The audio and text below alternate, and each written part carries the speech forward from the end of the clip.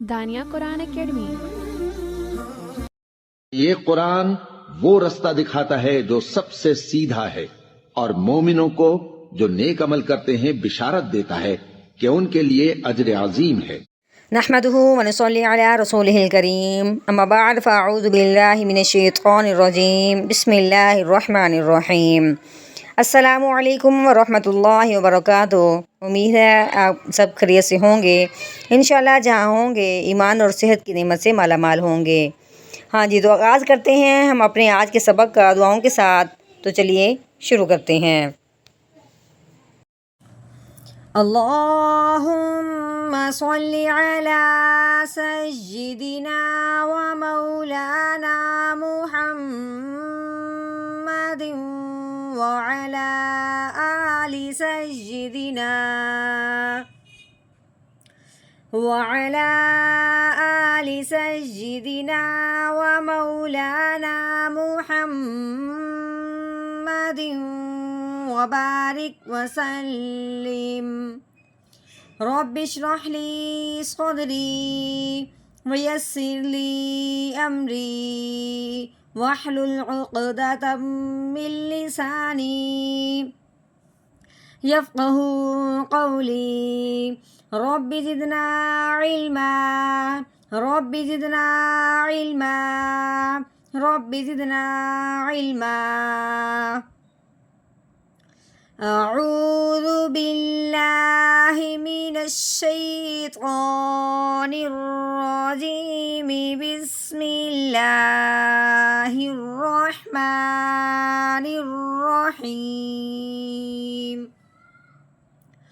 وجوہ یومئذ مسفرہ۔ ہاں جی، واؤ کے اوپر لگی ہوئی ہے پیش، ٹھیک ہے، واؤ پیش وہ، آگے جیم کے اوپر لگی ہوئی ہے پیش، آگے واؤ کے اوپر جزم آنے کی وجہ سے واؤ ساکن ہو گیا۔ جب بھی واؤ ساکن ہو یا تو اس پہ مد کا قاعدہ جاری ہوتا ہے یا پھر لین کا۔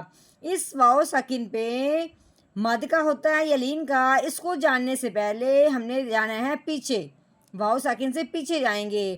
اگر واؤ ساکن سے پچھلے والے حرف پہ پیش آ جائے، جیسا کہ اب پیش ہے، واؤ ساکن سے پہلے حرف پہ اگر پیش آ جائے تو اسے ایک الف کے برابر لمبا کیا جاتا ہے۔ واؤ ساکن سے پہلے پیش آ جائے تو اس واؤ ساکن پہ مد کا قاعدہ جاری ہوتا ہے۔ کیسے؟ جیم واؤ پیش جو وجو۔ ہاں جی، آگے کیا ہے؟ ہا کے اوپر دو پیش لگی ہوئی ہیں، یعنی کہ ہا کے اوپر تنوین ہے۔ اب ہم نے تنوین کو جب پڑھنا ہے تو آگے دیکھا ہے تو آگے یا کے اوپر تین دندوں والی شادیں لگی ہوئی ہے۔ اب ہم نے اس ہا کو اس یا مشدد کے ساتھ ملانا ہے۔ ہا یا دو پیش ہوئی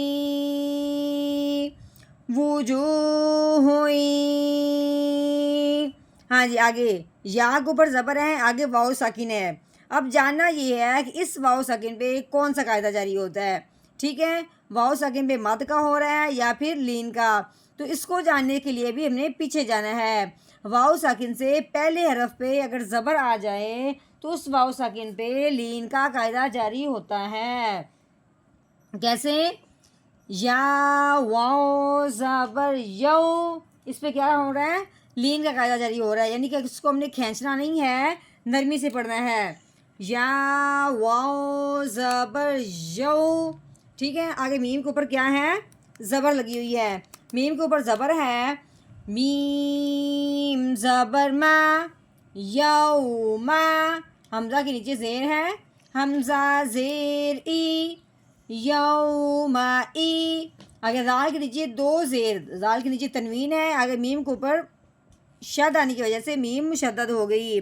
اب جب بھی میم مشدد ہو تو اس پہ ہمیشہ غنہ کیا جاتا ہے۔ زال کو میم مشدد کے ساتھ ملاتے ہوئے ایک الف کے برابر لمبا غنہ کرنا ہے۔ کیسے؟ زال میم دو زیر زم یومئذ۔ میم کے اوپر پیش، آگے سین ساکن، سین کے اوپر جزم آنے کی وجہ سے سین ساکن ہو گیا۔ اب اپنے میم کو سین ساکن کے ساتھ ملانا ہے.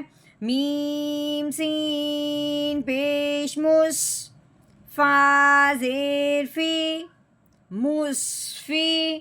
رو کے اوپر زبر ہے, رو کے اوپر زبر یا پیش ہو تو اس رو کو موٹا کیا جاتا ہے, یعنی کہ پر پڑا جاتا ہے. رو زبر رو مصفی رو. تا کے اوپر تنوین ہے, آگے غود حروف ہلکی میں سے نہیں ہے, اس لیے ہم اس کو دیکھیں گے نہیں کیونکہ درمیان میں وقف آ گیا. ٹھیک ہے, اب صرف ہم نے تنوین کو دیکھنا ہے. تا دو پیش تن مصفراتن. اب آگے آ گیا وقف. وقف کی صورت میں آخر والا جو حرف ہے اس کو ہم نے کیا کرنا ہے, ساکن کرنا ہے, یعنی کہ اس کو جو تا ہے اس کو پہلے گرانا ہے, پھر ہا کو ساکن کرنا ہے, کیونکہ اس کو کہتے ہیں گولتا. جب بھی گولتا ہو وقف کی صورت میں اس کا تا گرا دیتے ہیں, پیچھے خالی ہا رہ جاتی ہے, تو اس ہا کو ساکن کرتے ہوئے اس کی آواز نکالتے ہیں. کیسے؟ آگے وقف مصفرہ مصفرہ. وجوہ یومئذ مسفرہ.